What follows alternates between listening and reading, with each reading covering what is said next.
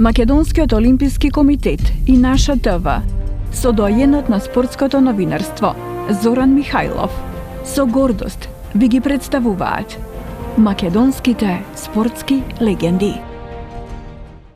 Низ македонскиот ракомет продефилира многу имиња, играчи и секој на свој начин остави белег во ракометот и по нешто секако се памети.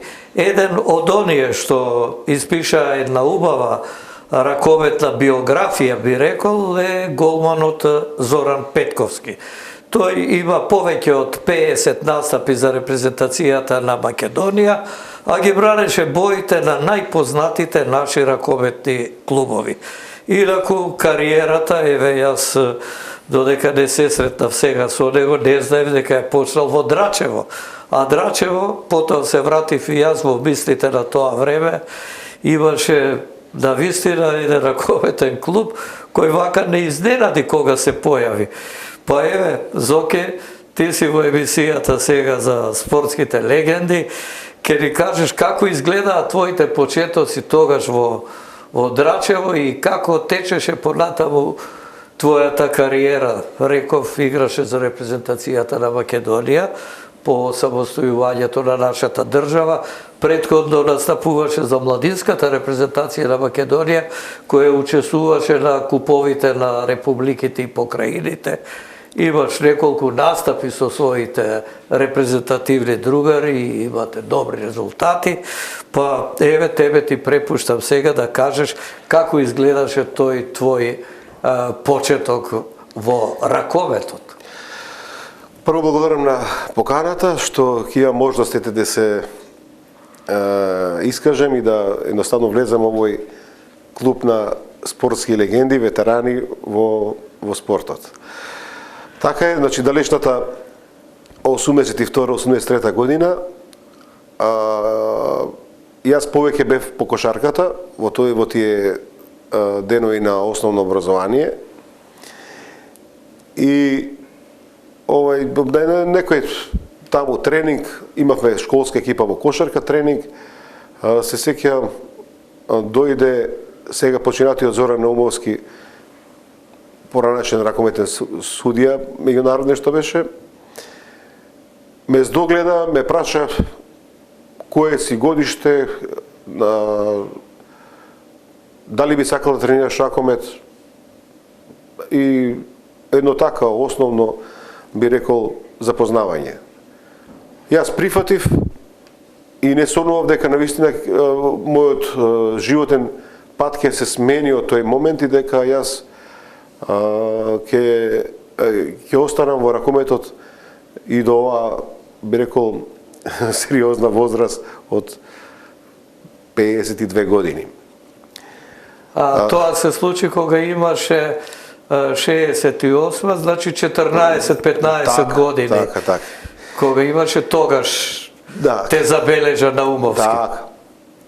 Дојдов по негова препорака во тоа време Македонска лига река Драчево, таму се запознав со ракометната игра. Во прво време, нели како играч, нормално после го видов дека повеќе ќе ми лежи позицијата голман.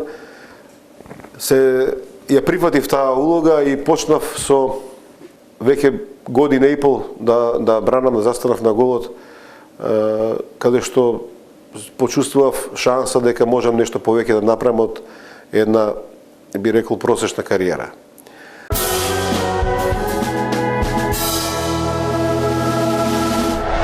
Условите во таква малска екипа навистина не беа најсјајни, но имаше другарство. Имаше другарство, тогаш за после тренинг беше доволно што ќе се напиеш еден чај или едно сокче.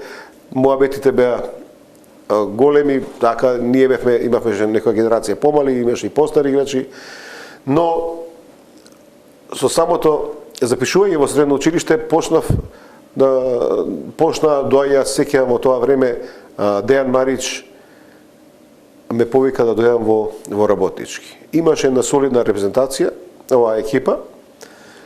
Во тоа време нешто невидено, од 190 до 195 сантими, нешто што навистина Висок просек, Висок на просек, височина. така, ние во Македонија имаме хендикеп со висина. И таа екипа во пред се составена од и селектирана од Дејан Марич, ме виде мене, Маријан Панчев беше голман со мене, Ивица Љубевски, Емил Стојановски, Борус Ставров, Владимир Кочовски, Драган Николич, Игор Тасевски, Тоше Ташковски, Коки Давков. Ке заборавам се, нека ми извинат некој, али бевме на вистина една убава генерација каде што во Македонија бевме скоро редовно први и еднаш ка се сеќавам дека при Лепчани во Гостивар се одржуваше тоа првенство во финалето и изгубивме несрекна една разлика. Инаку бевме, значи, стандардно меѓу најдобрите. Со формулаш и таа младинска репрезентација од сите бивши ју републики, каде што постоеше тој турнир Братство единство.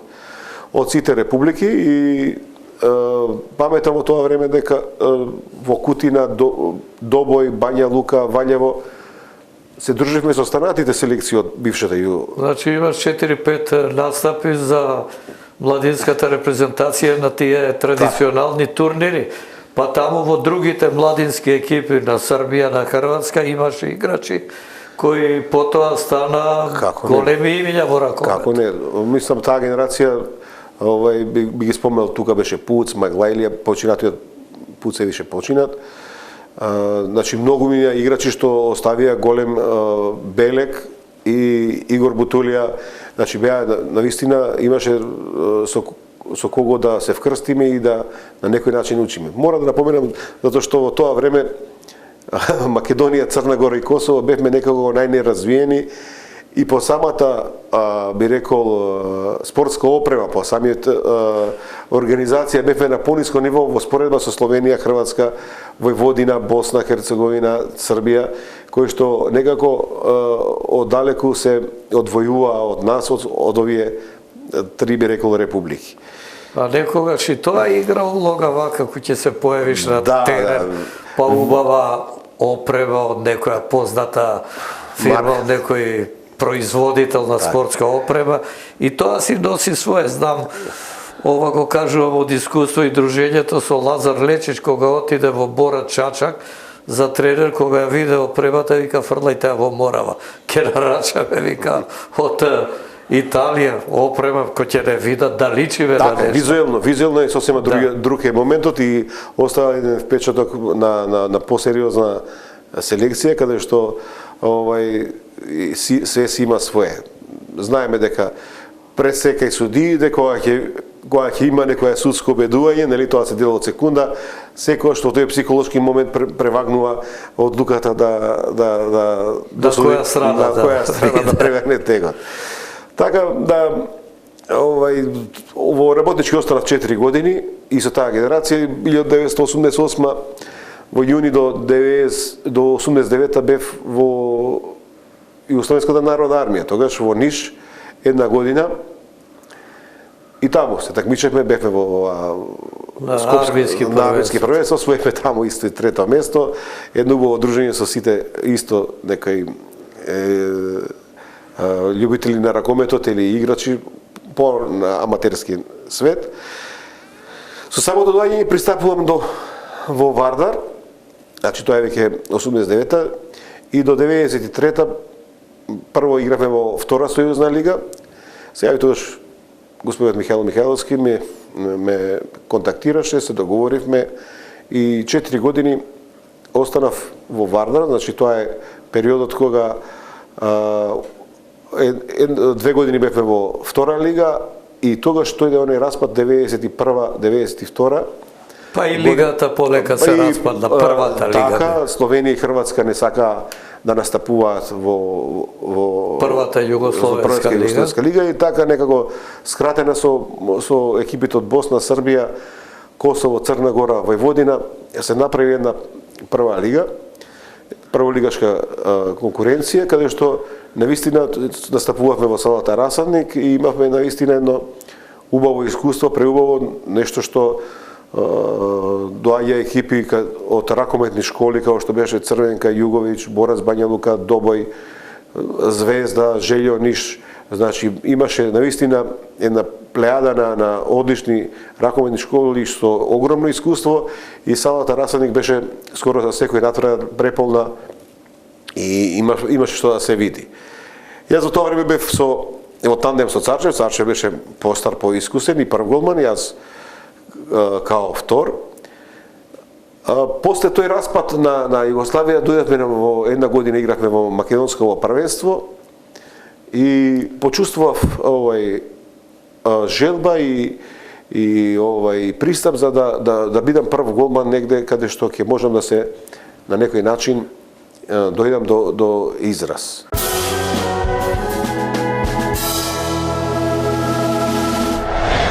Сега ова е интересен момент од твојата кариера. Доаѓаш до полн израз и веќе тогаш сите знаеа во ракометниот свет во Македонија кој е Зоран Петковски. Кажи ни за тие години минати во Неготино. Така. Мојот избор падна токму Поврдарија Неготино тогаш влезе во суперлигашка конкуренција и исконтактиравме со Илија Ѓоргиев Манџата, покоен председател, кој што веднаш ме ангажираше, сакаше да дојде во Неготино. Првата година беше нормално да обстанеме во лигата, да видиме што и како. Ќе пливаме во тие суперлигашка конкуренција. Се сеќавам тогаш беше со мене и Зоран Виларов, тренер ни беше Ристо Трпчевски Буцо, Чивлачки, Силјановски и Ѓоргиев тука од Скопје, останатите играчи беа од локалниот Неготина. Тука би ги спомнал Фујка Филипов, Делчо, сега ќе ми извинат на презимињата Маци. Добро се сеќаваш. И работнички како ги нареди сите. Печанац, така да Пере Балкански, неговиот татко Митко Балкански ни беше техников во клубот. Значи една убава група на луѓе кои што навистина не прифатија, можно да кажам, со задоволство. Првата година не само што обстанавме, него ние мислам дека и во горниот дел на табелата се пласиравме, а во вториот дел, се сеќавам, имаше силни тимови во Вардар, Металург, Пелистер, Борец Велес, Младост Богданци. Ние го направивме еден историски успех, се пласиравме на 4-то место. И тоа е, мислам дека до ден денеска е најголем успех на Поврдариот Неготино. Излеговме во Европа.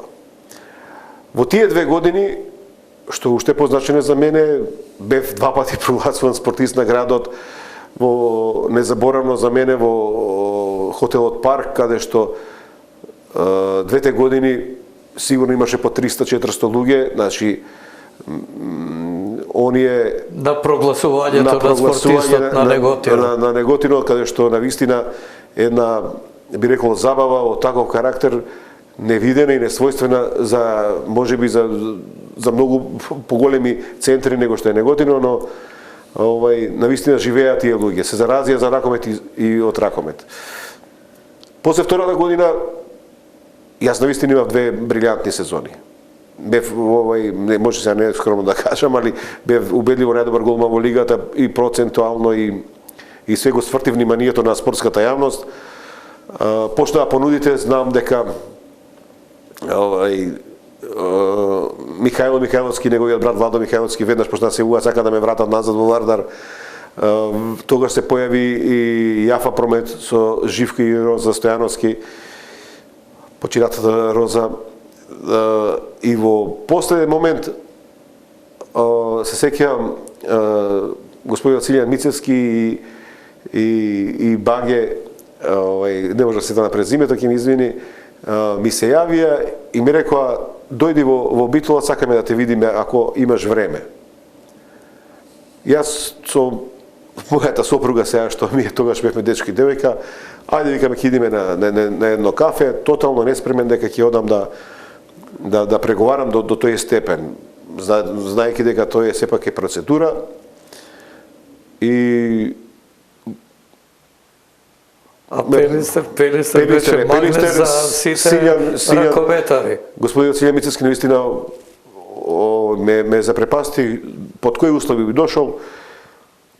Јас кажав и очекував сега од него да имаме дискусија, да он пресече Готово, договорено е, тамо, не знам на кој беше тој благајник, оди од касата, донеси толку и толку пари, а сопругата моја ме чека во автомобилот доле. А ти готово, веќе. И јас дојдов. Го напушташ по. Јас, да. Човекот дојде, ми даде пари ова.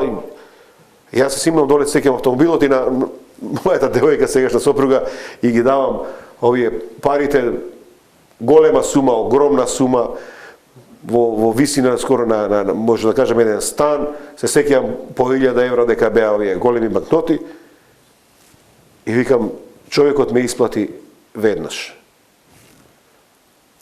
И она вика, потпиша за Пелистер. Фрапирана, не може да поверува. Ти ги даде, викам, човекот, ја немав избор, едноставно на таков однос и таков пристап што имаше, останав запрепастен. Ти тоа што го кажа, тој го прифати и нема бегање. Така да следите 2 години премина во Битола, значи Битола е Битола, во тоа време храм на ракометот, убедливо најорганизирана екипа во 90-тите беше. Значи нешто неверојатно. Па тоа беше и оној период кога Пелистер го постигне најголемиот успех. Она полуфинале во Европскиот куп со Лемго. Така, тоа беше. Ти беше таму. Заедно со Стефче Стефановски. Тоа е една посебна приказна и еве и сега и после толку години еднашка само ја имам гледано тоа видео тогаш беше, се сеќавам кај Злате Димитровски, сега го поздравувам кај него дома. И он беше на поткровје, не знам, таму на 4-5 спрат, еднаш го гледав и не можев, веруете, да се симнам по скалите, уште ми се тресеа рацете и уште немам ни храброст, ни после толку години, да погледнеш уште 24 години, што ни се случи и како тој надпревар навистина. И што се случи во последните секунди, прибивте гол и готово? Имавме све, се сеќавам како сега 30 секунди до крај, имавме топка, резултатот во Лемго беше 25-23, а ние водевме 24-22 во Битола. Значи, по автоматизам, поише голови во гости, ни требаше само да ја задржиме топката. Мојот другар Слободан Николич од Никшич, се сеќавам, се отвори една, би рекол, дупка, влезе и во таа, а немаше потреба да шутне, но го погоди голманот Гросер во таа стоечка нога. Они сака да контрираат, Слобо се врати назад, направи исклучување таму на Циглер и дојдовме у ситуација да имаат играч више. Бев, ова не сум го кажал никогаш, еве се ексклузивно за вас ќе го кажам, салата беше нешто преполна. Значи, ние бевме во Молика горе во карантин, се сеќавам, толку бевме напалени, никогаш повеќе кариерата не сум дошол до тој степен кога тој надпревар. Салата во 12 или 13 часот беше затворена, надпревар почнуваше во 18 часот. Ама почна подоцна зарад паркетот. Може да замислите така е, може да замислите 5 сати таму луѓе пијани, паѓаат во несвест, брза помош лета. Лемго дојде во Охрид околу 14 часот со чартерлет и во 16 часот они директно во салата отидоа. И веќе саат време играа фудбал. Ни кажуваа таму саат време се занимаваат. Не знам дали тоа тактички или така им беше. Веќе почна првиот момент, публиката свиреше со негодување, со не знам зашто. Но после почна да се спријателуваат со нив, ќе отиде топката во публика, па дајте, молиме, врати ја, па се сликаат со нив и некој направи нешто, иако после не беше така. Се дигна и тој паркет од преголема тежина на двете трибини и тоа се средуваше на лице место, за сеќавам таму преку Донесе работници, силјади одма. Да, столари таму, некој сечеа, не знам што правија, кова, и некако го дотераа тој да судиите дозволу да се одигра тој надпревар. И што се случи? Се случи да во тој момент, да се вратам на оно што беше, имаше уште 12 секунди.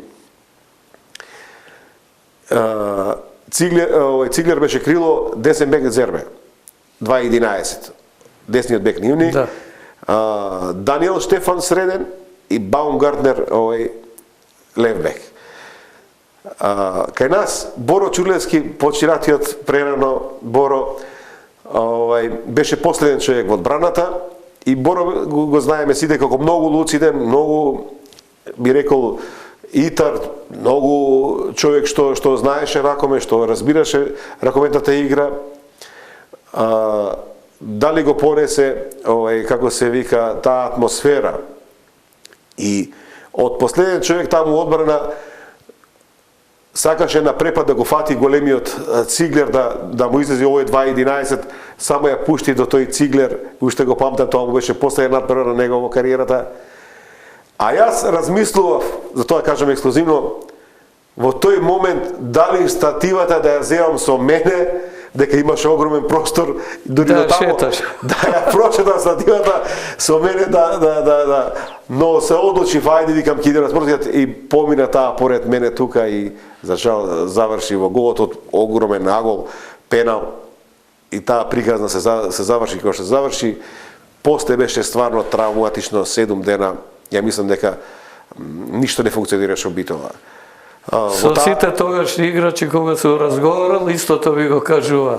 Вика, не се навраќаме на тој надпревар и Стефче исто. Колегата твој од голманската позиција вика, не можам да го гледам тој надпревар. Во таа стаклена зграда нова таму се сеќавам дека имаше огромна маса со не знам со што, музики, сите бевме убедени дека ќе поминеме, дека ќе играме со Тека Сантандер во финалето, Алем го после ги помина и нив и го освои купот.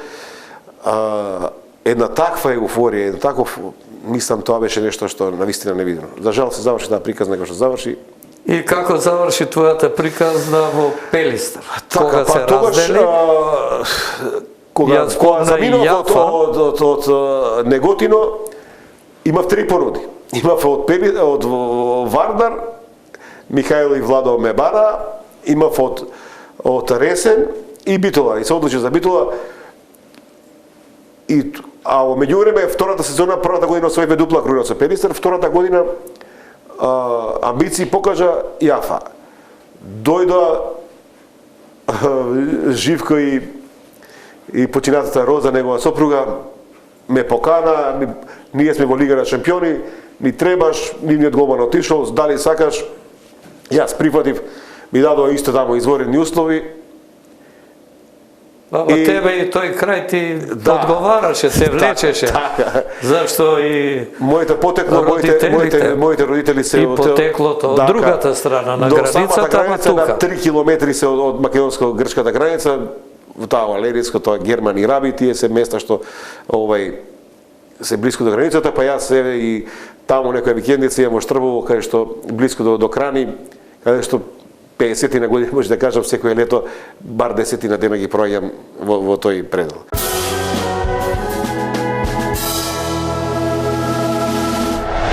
Не размислував, заминав за Ресен и до тогаш, иако Пелистер беше шампион многу пати, не успеавме да учествуваме во групната фаза на Лига на шампиони. Се сеќавам, Шахтер Донецк е една многу силна, многу јака екипа, составена од украински репрезентативци и голем председател со некој африканец од Алжир, со рудници, огромно богатство, буџет пута 5 од нас има, значи нешто невидено. Тука во Ресен се сеќавам ги добивме 27-23 ни судија едни судии од Србија, мислам, каде што мора да признам имавме мала помош од нив и некако на мускули едва ги добивме 27-23, а реално може требаше таа утакмица и нерешено да заврши. И така чекаше реваншот. Така растеретени отидовме, као ете и многу екипи претходно, Пелистер, Борец, сите што беа шампиони и сите што испаѓа. Но во тоа време имавме силно, навистина добар тим имавме и таму. Кој бе вака спомени некој од имењата? Богдановиќ беше, Ацо Дугиќ, Зоки Мартиновиќ, Слобо Николиќ беше, беа Од македонскиве покрај тебе, Игор да, Котевски, Котевски. Јович, Аце Станковски, значи тоа беше една група што јас бев во тандем со Дејан Кивески кој само петоците доаѓаше и ми им помагаше така на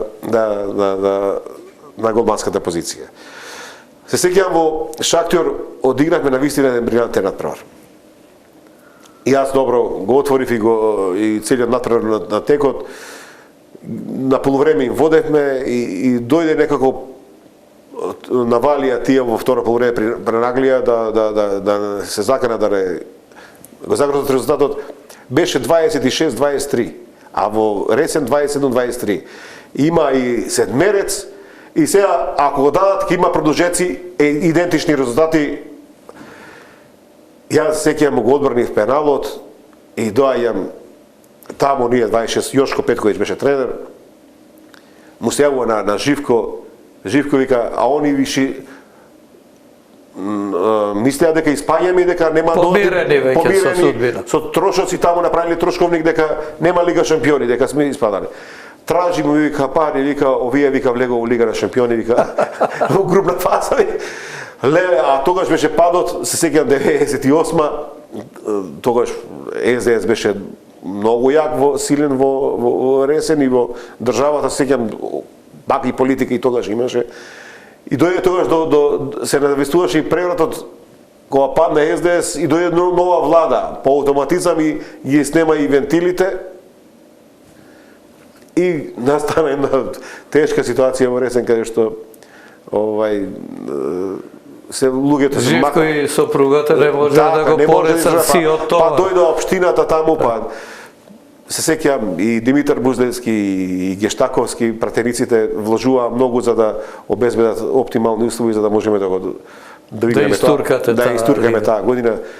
Некако со архитектот Кољка, се сеќавам и тој беше многу заангажиран, Рамче, секретарот, имаше така една група што несува доста на сигурност.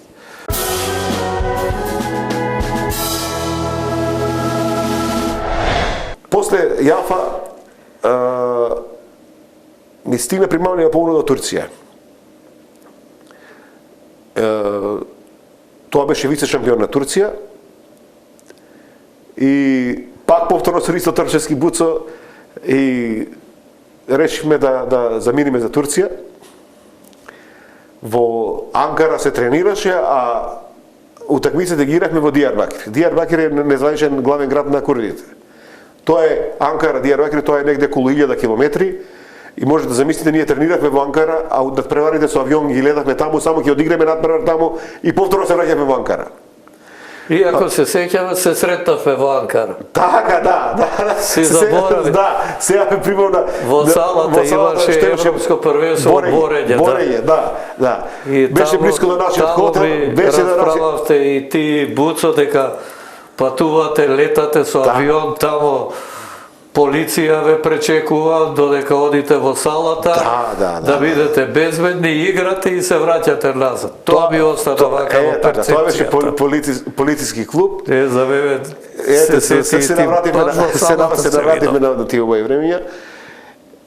Ќе кажеме една анегдота што ни се случи, една несреќа со убав крај. Се сеќавам кога дојдов таму, мене турците ми дадоа $12,000. И Буцо имаше тука негде околу 10, не е ни битно за цифрата, али во хотелската соба видовме дека $5-10 ни снемува. Јас тогаш доаѓам на Буцо, му кажам, Буцо, викам, овдека нешто, викам, ми е сумниво, викам, овие ќе си ги вратат парите. Не, со барите, викам, тие, викам, може да не ги земат парите, викам, да ги носиме со нас. Хајде, вика, добро викаш. И јас ги земам, парите со нас, $22,000, сеќавам колку беа, во една ташничка, одиме на тренинг и турците беа на високо ниво клубот, се сеќавам дека моравме да идеме да шиеме некој одела саран, значи патуваме во одела, значи тоа беше наистина клуб со реноме, беше топло многу во едно такси, влегуваме, Буцо седеше напред и ја позади и уште еден турчин. И во гепек ни беа торбиците и оваа таштичката со пари. И што се случува? Буцо излегува, го плаќа таксито, јас топло беше август, знам дека ја вада маицата, топло ми беше, а на турчинот мекам земи таму, а он си ја зема мојата торбичка, неговата торбичка и ранецот. А таштичката со пари остана во гепек. И каква анекдота? Божемна сигурно. И го затвори капакот, Буцо само што излезе од таксито, беше некоја горница таму, човекот отиде и ние почнахме со друго такси да идеме, сите жолти такси, не можевме да ги најдеме. Значи останавме со $20,000 од неповрат. Твоите и неговите пари. Да, пари. заедно.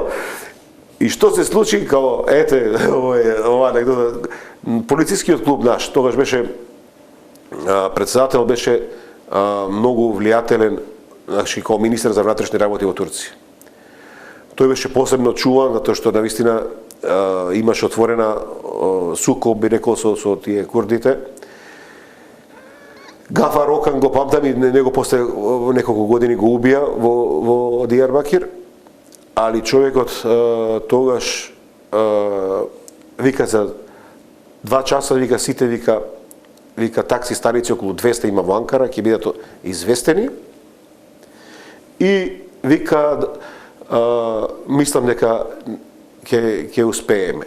Ја со запрепастување гледам кој ќе викам ќе врати сега ќе више пари, али таму имале посебен закон, посебно за странци, доколку се направи вако превид, комплетно све му конфискуваат. И никогаш више работа не наоѓа во Турција. Да, мора во полициска станица доди да врати возет. И после чекавме ден-два. Странци е после ден-два се јавија од јавно такси компанијата.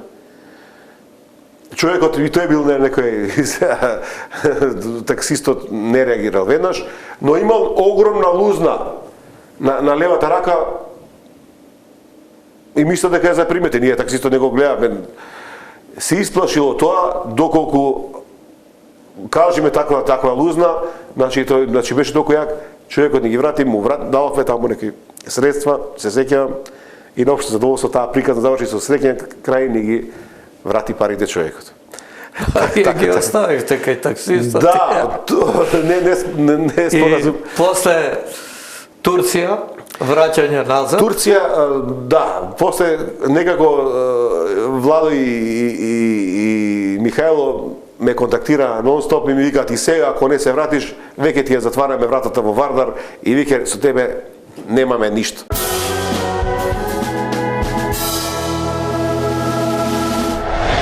Ја прифатив таа покана на Вардар 99-та и еве до ден денеска. Остана во Вардар и кој ќе додадеме оние првите години, околу 25 години 25 години во Вардар, да. Така е, 25 години. Добро, имаш убава кариера и трофеи со Вардар, со Јафа, со Пелистер. Вкупно да кажам дека имаш 15 трофеи, што купови, што првенства на Македонија. Во Вардар практично ја завршуваш кариерата и сега некој момент од тие надпревари во Вардар. Па добро, да кажем дека 2001, значи тогаш се оженив и 2001 се оженив, синот го добив во 2001, вториот син во 2004. Малку ми се животот, нели, од тој, би рекол, немирен спортско ергенски живот, некако се стабилизирав и почнав малце поинаку да размислувам и да гледам така да гледаш за иднината, што ќе се случи и кај да се сместам. И ти се смести во Вардар во тренерскиот штаб. Кога заврши кариерата, господинот Михаил Михайловски ми вика каде се гледаш, нормално викам на терен, ако ме прашувате мене, не се гледам како административец или човек што некои работи би ги вршил. Технички работи. Почнав одма, ме ставија тренер на голмани и младинската екипа, во време тогаш беше Веселин Вујовиќ. Понатака почнав да ја земам комплетно млади екипи што има Вардар беа под моја контрола. Веќе во 2013, мислам 14 дојде веќе Сергеј го купи Вардар и не задржаа мене и Стојан Петрушевски. Тука ја добив таа понуда да ја водам кадетската екипа, каде што навистина малку поинаку во старт се виде дека поорганизирана работа и дека значи се оди на резултат сериозно. Се сеќавам Марко Савовски, одговорниот тоа што беше поставен од Сергеј, ме вика стигна опремата. Јас викам добро, ако стигна опремата, мислев некои маички, гакици, ако дадат тренерки, тоа е супер, мислев дека е супер. Да, ако не. Кога дојдов, кога видов дека за секој дете по еден картон, а тоа беа 15-16 годишна возраст, видов по 4-5 пара тренерки, по дуксеви, по шорцеви, по бермуди, чорапи, јакни. Ја викам да не е грешка, викам ова, ја викам треба да враќам. Кадети викам сме ние, овие момчиња викам треба да плаќаат, викам чланари неколку што мислам. Не, вика за другите вика има сосема друг пакет.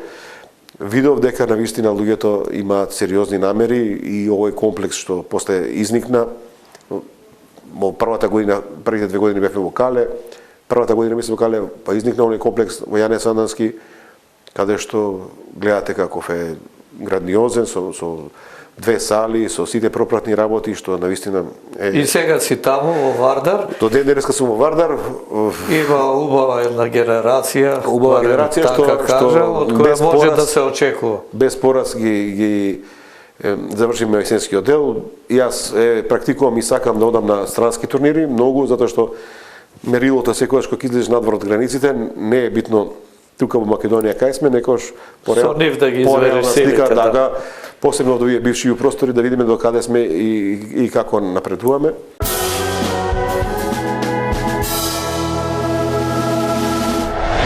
Зоки, сега да те прашам, во најавата кажав 50 настапи за репрезентацијата на нашата држава. Сега да се подсетиме и на тие игри во националниот дрес. Клубската кариера, ми се чини дека ја поминавме, ја обработивме. Видоа, слушна гледачите во кои клубови си бил, а во оние градови кај што си бил, па ракометната публика и те познава и во Битола, и во Ресен, и во Скопје, и во Неготино.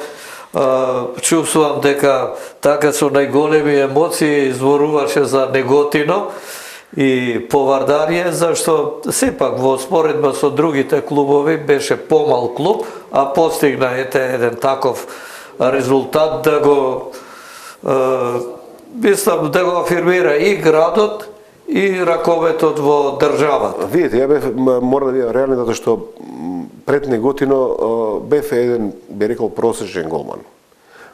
Чувствував дека ми е потребна минутажа, еве сега да го искористам и ова како за помладиве играчи, ракометари, не секогаш треба да бидат вперени и насочени кон најсилните екипи, каде што има голема конкуренција.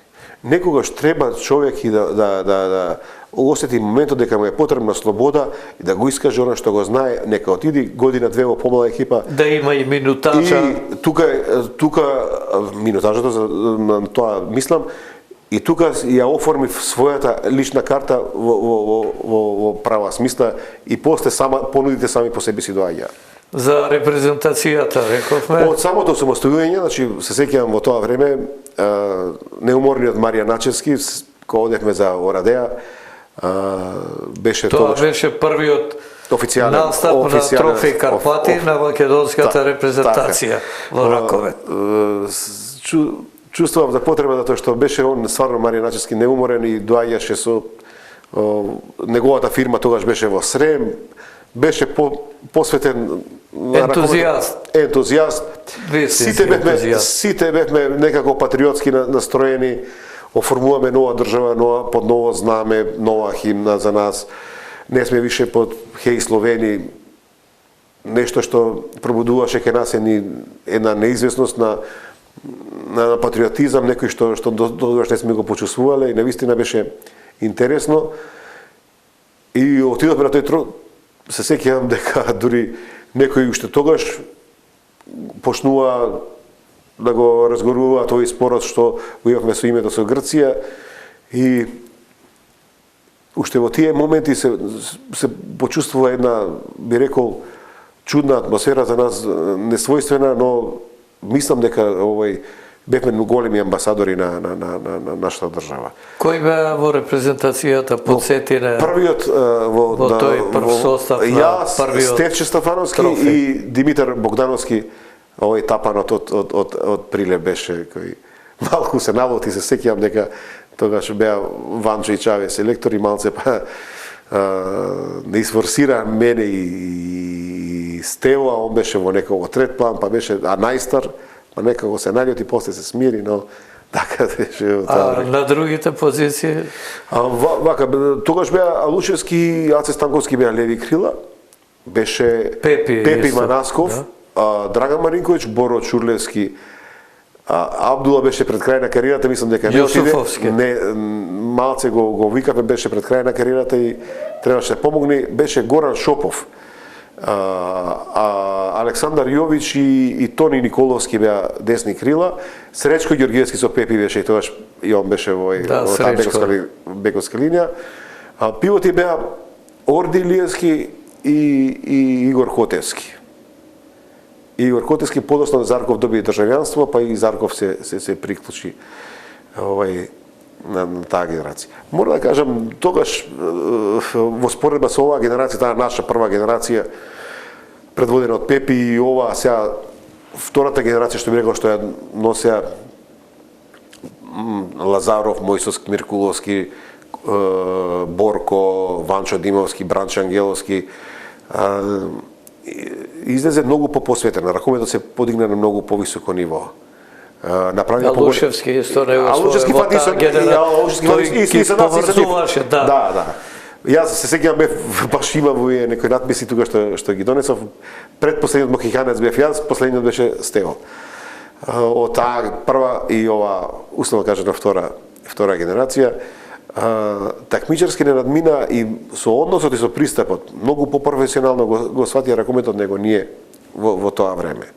Значи, добро, друг период беше, транзицијата беше тогаш, па се формираше репрезентацијата и полека прифаќањето видов дека се навлегуваше на тој вистински колос. Него почнува да ангажираат своји приватни тренери за координација, за агилност, не знам, за фитнес, му фали за нозе, за раменски дел, за стома. Значи, толку па почна со некои мали хемии таму за, не знам, за дали му треба за мускулна маса или за имаат одвишок килограми.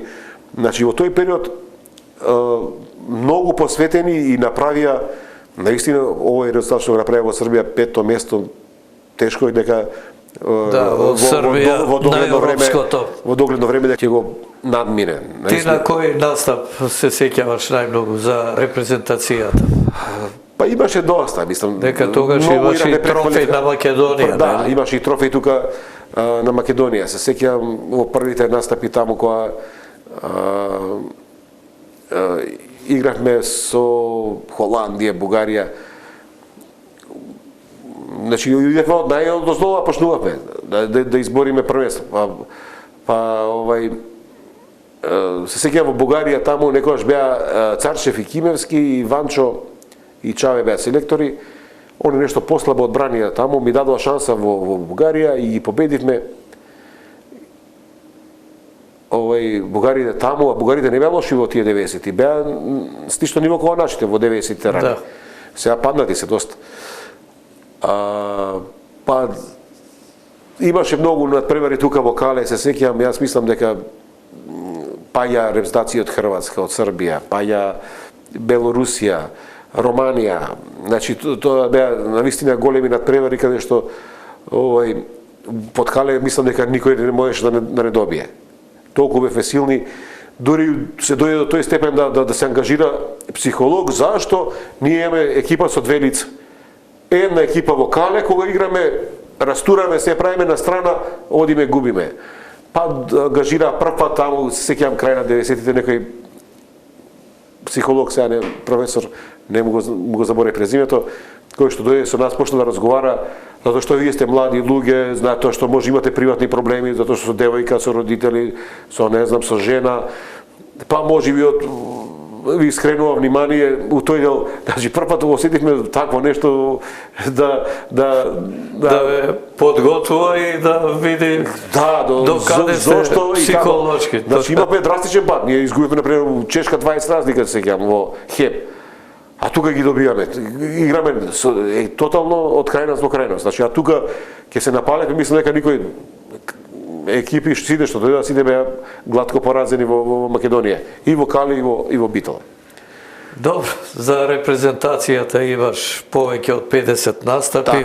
Последен со таа прва 2006. генерација, последниот ти практично 2006. 2006 престана со активното играње. 2006 престана со репрезентација, 2007 веќе ја завршив и клубската кариера. 2006 после направив со Чешка беше.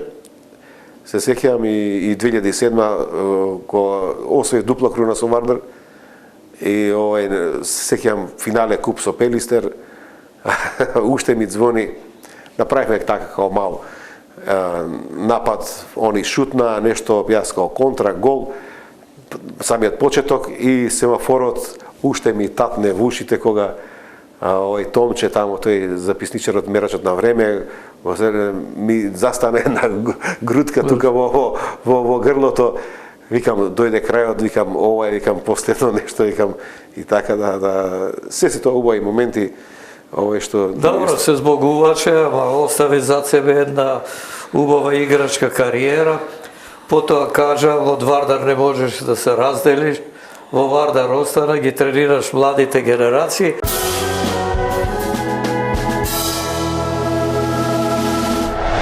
Пред крајот на емисијата ова е убав момент да кажеш нешто за перспективите на нашиот ракомет, бидејќи мислам ти си една личност која може најдобро да ни го опише моментниот тренд во тој младински ракомет во државата и што може да очекуваме во иднина, а потоа и за семејството, бидејќи и таму имаш ракометари. Так. Видите, ракометот има една ракометна еуфорија, посебно оваа последна деценија. Во Македонија се случува нешто што ракометот, мислам дека избина толку на прво место, па има празнина, па доаѓаат останатите спортови како екипи кои што имаат континуитет на светски и европски првенства. Како никој друг спорт. Значи, тоа е една еуфорија што владе и треба да се задржи тој понос. Значи, Вардар и Металург имаат своји приватни, би рекол, академии, каде што имаат своји филијали низ државава, посебно Вардар сега околу 2010 до 2014 беше Металург, но сега некако приватно го зема Вардар со тие филијали и веќе стануваме бренд каде што сите овие успеси и Вардар на клубски план што ја освои дупла европска круна е мотив поголем за децава да се насочат и да ги тргнеме од улица. Значи, ете, и моите два сина тргна... Сега семејството, да. Да, тргна... Кажа дека има организација, филијали, Вардар, низ државата, се следи. Се такмича, така и не само во Скопје, одат и од најмала возраст, тоа се од 7-8 годишна возраст до 10-12, значи идат, гостуваат не само во Јане Сандански, највеќе во Јане Сандански, но знаат да отидат и во Кавадарци, да отидат и во Прилеп, да отидат и во Па овие постарите, условно кажано, одат и надвор од границите на државата. Да, прават турнири и тоа е една преубава работа што само по себе ги отрнуваме децата од улица. Прво тоа. Ја така требам со моите синови, искрено да кажем, но сега па отидовме од друга крајност, каде што веќе они си ја гледаат својата професија. Не ги оптеретував јас со тоа да се занимаваат со ракомет, тоа е нивна желба, Поголемиот син, колку години е се? 19, Поголемиот има 20? 18,5, малиот има 16, големиот беше влезен од таа кадетско-младинска репрезентација, беше и нова последно во тандем со Кизич, беа голмани на ова првенство што беше тука во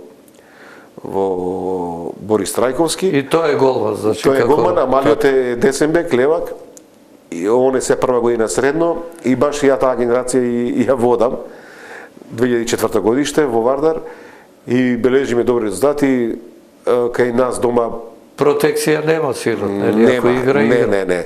И големиот кој бев со минатата генерација што беше, он за една полусезона имаше брането само 30 минути. Значи Многу беше строг си бил кон и суми така и треба да биде, беше со постари, 98 годиште, он е 2001, постариот. 3 години разлика и во тоа време требаше само да се доживее и социализација да доживее, но не беше дораснал до таа конкуренција. И со Христијан, со помалиот, значи мора да си заслужат, затоа што јас нив ќе бранам, нив ќе давам голови за нив, тие треба утре сами да постигнат. Тоа не е некоја скриена работа. Сите гледаат, ти истрчуваш на терен, играш или не играш. Така е. Супругата како Супругата Ана, го поднесува сето тоа. Па да ви кажам, тројца спортисти во семејството, да ви кажам, за храна стигнува и ова примањата. Тоа е секој втор треден фриждерот се полни, се празни. Јас сум заложен за набавки и за се, она е за готвење, перење, чистење. Значи со торбиците само влези и излези тоа. Влези, излези и сите тројца сме по 2 пати ангажирани. Малиот е во спортска академија, таму има за мене тренинг. И јас сум таму ангажиран нормално. И во Вардар а големиот нормално во професионален погон е више вклучен. Значи имаме 6 тренинга дневно. Може да замислите што е тоа. Само влези, излези, умори се, спијат. Малиот со врски за школото, големиот да го пофалам дека навистина тој трета и четврта заедно во една година ги зема, одличен ученик, нема четврка добиено и може ќе требаше нешто друго да се занимава во животот, но тој одбра ова што го одбра, со сопругата имавме Добре, да е задоволен. Да, он задоволен, сопругата не се сложи со тоа да му биде професионален позив за ракомет, но ја го прашав Андре кај се гледаш? Тука, ја вика овде кај е мојато поднебие. Добро, одлучи си сам, тераш и снаоѓај се, викам јас колку што може да ти помогнем, но ти треба сам да пливаш во тие води. Одлично, значи семејството Петковски ќе биде присутно во македонскиот раковет уште многу години.